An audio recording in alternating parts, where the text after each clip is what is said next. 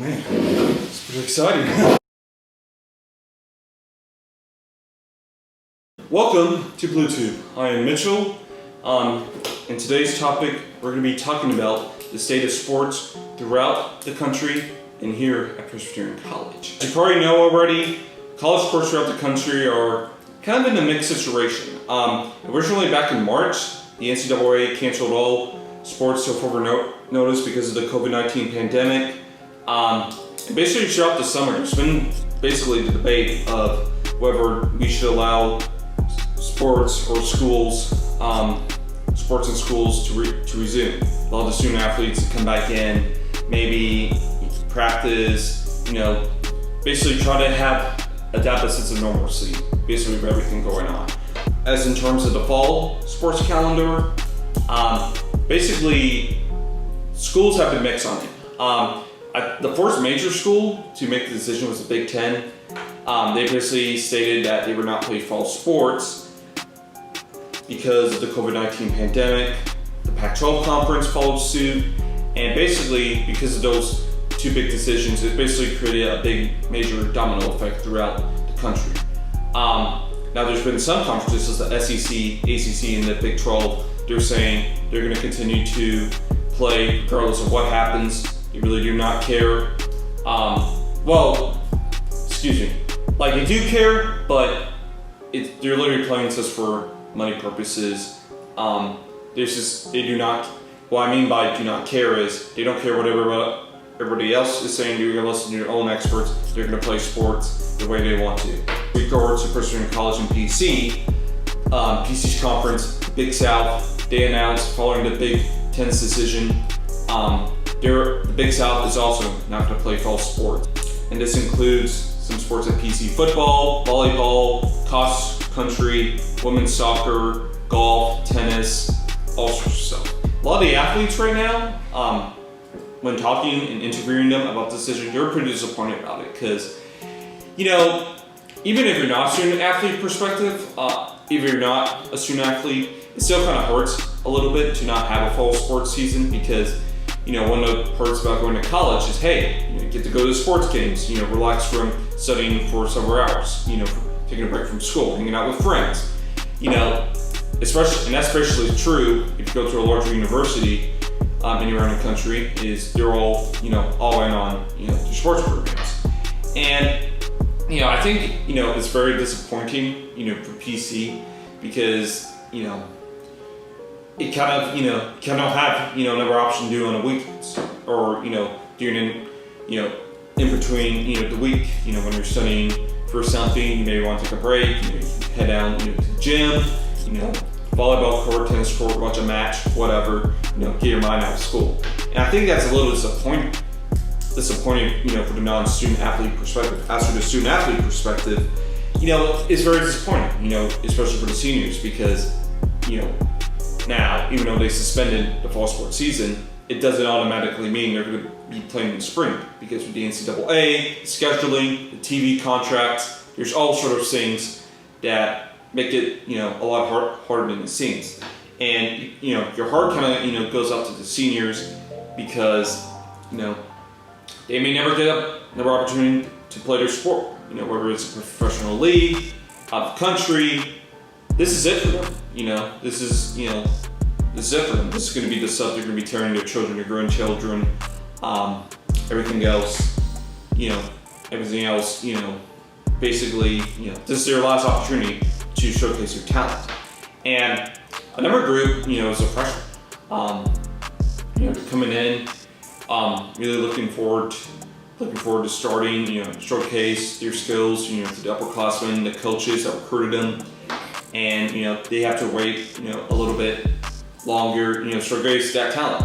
I'm pretty sure the NCAA is going to find a way to allow student athletes to get an extra year of eligibility regardless of circumstances. I think it'll be really interesting to see, but overall, the student athletes are a little bit disappointed, but now, with me talking to them and interviewing them, they did respect the decision. They just felt, it was the right decision because obviously you don't want to have a tragedy, whether it's at PC or a school across the country, where you have a healthy 19, 21-year-old, for example, football player that's really in shape, unfortunately contracts the COVID-19 and, God forbid, goes to the hospital, gets serious symptoms, and have lingering effects or even die from the virus. Gotta give credit in the Big South, protecting their student athletes, making sure they're safe, because you don't want to have a tragedy like that. You don't want to have a student athlete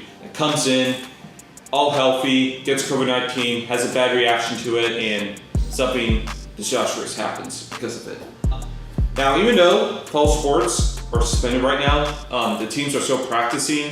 I kind of think that's a good idea because you don't want to wait for like 4 or 5 months and you get back, NCAA says you can have fall sports in the spring. You come back in, then you got out of shape, then you got conditional again, and then conditional again, and then you got a game in like 2 weeks. And I think that would be, very challenging for all student athletes, but right now, they actually have a lot more free time, and that actually makes sense because you don't have to focus on the game. You don't have to focus on the game plan. You can focus on school, hang out with your friends, go to your clubs that you're involved in. But in terms of the practicing aspect, they're still practicing. They're still going to their daily workouts, their weightlifting. They're still practicing. They're still being strong, healthy, and fast.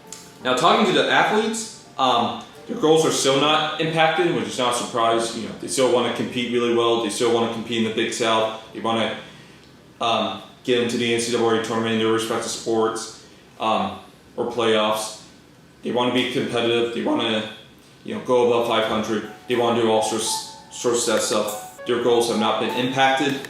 Now, interesting thing about that, I did talk to one student athlete on a cross country team, and he said that yes, goals are important, but basically right now we're going to be focusing, like I said earlier in the video, basically, getting in strength training, and he basically said that they're more focusing right now on higher mileage, running longer routes, more miles, instead of, trying to, run as fast as you can, if you're a cross country event. So that's basically going on right now. The last thing I'll point out is that all the athletes are really hoping for spring season. Like I said, they want to give the seniors a very last opportunity, to showcase their talent. They don't want to go out on a sad note. I'm really not surprised about that because, like I said earlier in the video, this is what they put their heart and soul into because, you just never know post-college what it's going to be like. You don't know if you're going to get an offer from a professional league in the United States, outside the country, maybe a coach. You just don't know. So that's kind of basically the state of PC sports here at Presbyterian College. Now I'm going to move on into the 5 professional sports leagues, basically the 5 most popular ones in the United States. Major League Soccer, National Hockey League, Major League Baseball, National Basketball Association, and the National Football League. We're going to talk about the Major League Soccer. It came back, Major League Soccer conducted a bubble. And before, just one quick side note, all the leagues I'm going to mention, they did not allow any fans whatsoever. They did have virtual fans, which you can log on in terms of the fan aspect and being live. There was no fans at all. Now, as in terms of Major League Soccer, they had a Major League Soccer is Back tournament at the ESPN Wide World of Sports Complex in Orlando, Florida. The Portland, Oregon Timbers defeated Orlando City Soccer Club 2-1. Diego Rosselli was the top scorer of the Los Angeles Soccer Club with 7 goals at the tournament. For the NHL, this is something, when I was doing my research on, was really interesting. They actually have 2 bubbles. One is in Edmonton, Canada, which is on, geography, especially on the west side of Canada. And then for the eastern bubble, it's in Toronto.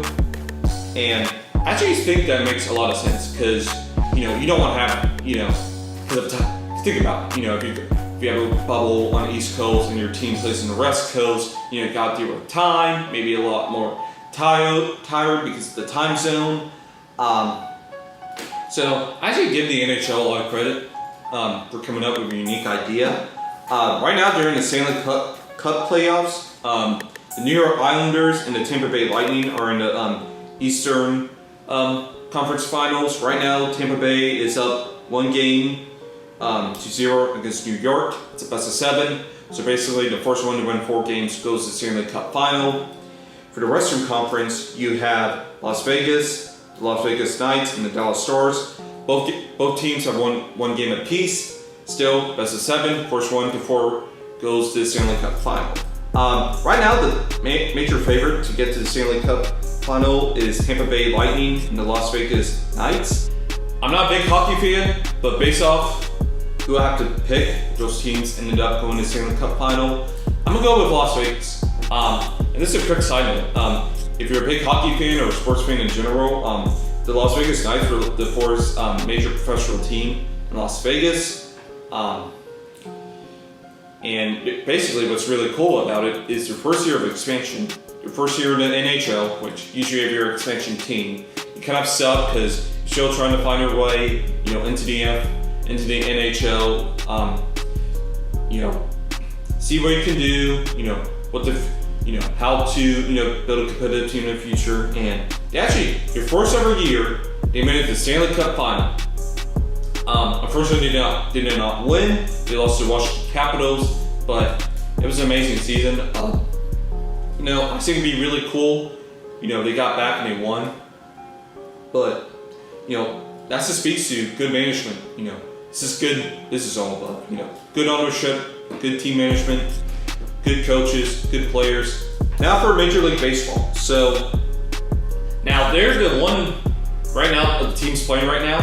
The NFL does play tomorrow. I'm gonna get into that in a second. But in terms of over the summer, the MLB was the only league that was not in a bubble. They allowed, the teams to travel across the country, play their exams, obviously, no fans. There's actually a dispute, the MLB Players Union and the commissioner, Manafort of MLB Baseball over, what the number of games they're going to play, how they're going to get paid. There's a little bit of dispute, and there was worry that MLB couldn't play the season because of that. But thankfully, they're coming to a conclusion. They're going to be playing, 72 games. And I think the World Series is supposed to end in late October, early November. In regards to the postseason, the Houston Astros have been banned from the postseason because they were caught cheating in the past 2 or 3 years of in the World Series, 2017-2019. They were caught with devices in their uniform that basically allowed,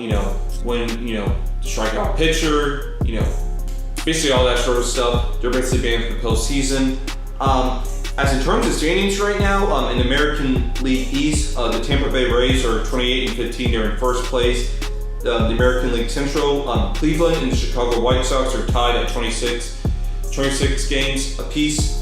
The American League West, the Oakland Athletics are leading the division 25-15. The National League East, Atlanta is up 24-18. The NL Central, the Chicago Cubs are leading the division 25-18. And then the National League West, the LA Dodgers are 31-12. They actually have the best record in Major League Baseball.